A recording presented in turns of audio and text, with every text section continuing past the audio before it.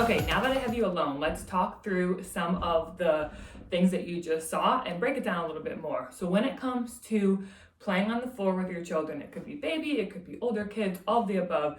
Remember that this is kind of new to you. Of course, when we were kids, we played on the ground all the time.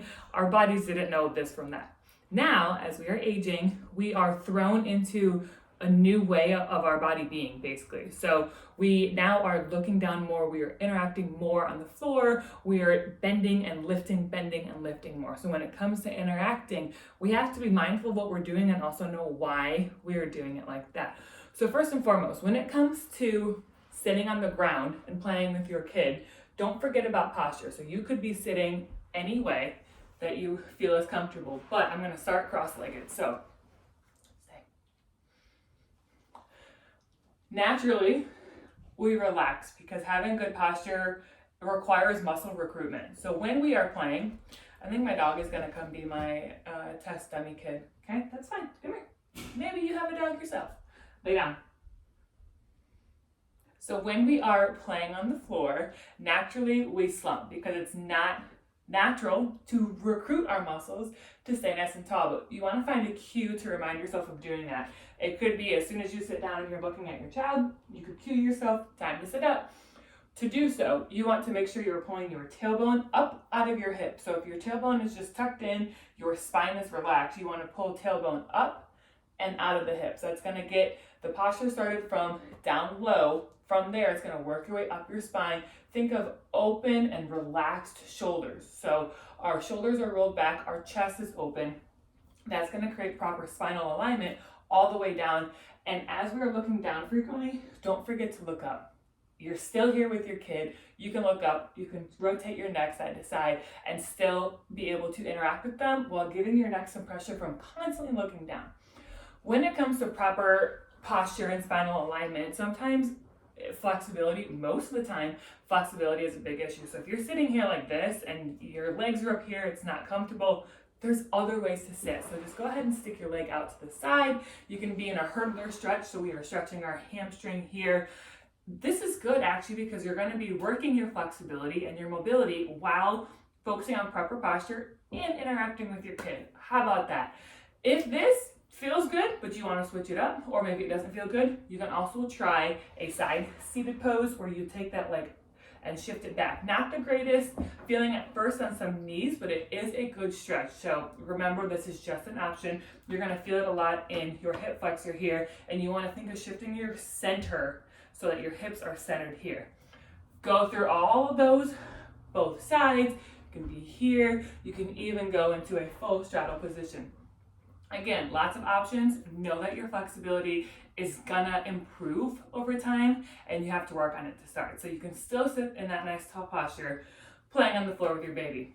Maybe your child is getting a little bit older and it's time to, they're growing, time to interact a little bit more. So you're still gonna be on the floor. You can be doing puzzles and stuff like that. But if you're on the floor doing puzzles, reading books, that is actually where your posture is going to collapse the most. So if they're sitting in your lap, cue yourself to be a nice, strong, supportive chair for them, and that's how you're gonna find your posture.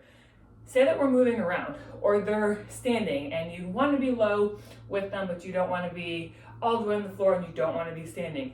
Going on your knees is perfectly fine, and make sure your knees are right beneath your hips. And if you need to go down and up like you're sitting, it's actually called a kneeling squat. So you can sit down here, they're low, maybe you're playing a game, shooting a ball or something, you can come right back up. Glute exercises, just like that. So as they grow, you can interact on your knees, or chances are you're gonna help them walk around, right? When it comes to holding their hands in front of them, helping them push a cart forward, you wanna make sure you are hinging from the hips, not just letting your body collapse and hang heavy, because look at that spine. It is totally arched, and that is not natural and not healthy for the spine. So to think about a hip hinge is like to do a deadlift. Maybe you've done a deadlift before, maybe not, but here's how we do it. It's a hip-driven movement, so you hinge your hips backwards as if someone is chopping you and sending your hips back.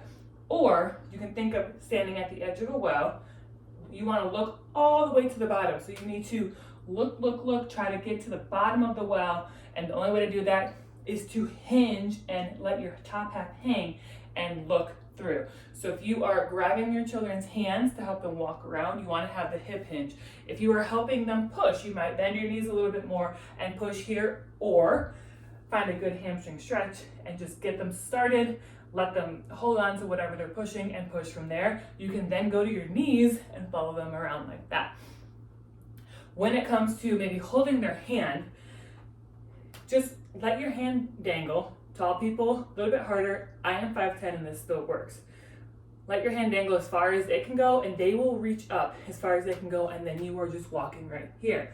Alternatively, you can grab a rag or something, and you can hold one end, and they are holding the other. And so you are still guiding them, kind of being supportive, but you're not having to bend all the way over to the side like that.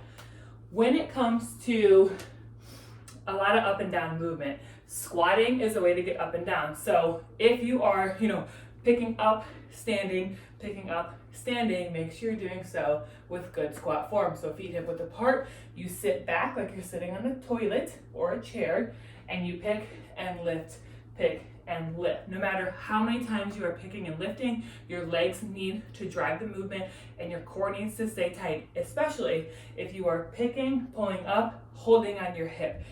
That pressure of putting the baby on the side, your core needs to be stable so we're not letting it throw your center of balance off and moving your body in ways that it wasn't expecting.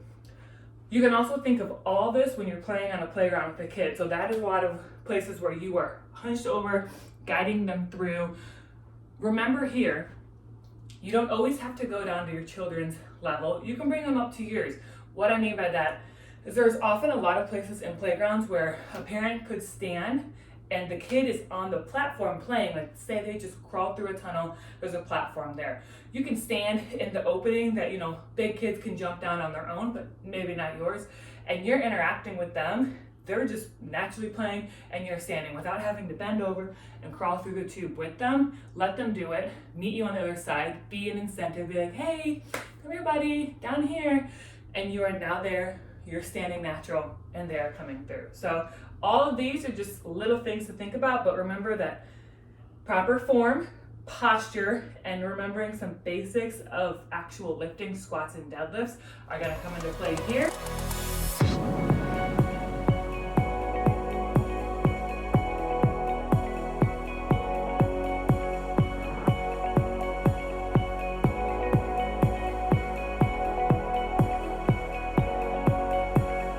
You want more tips?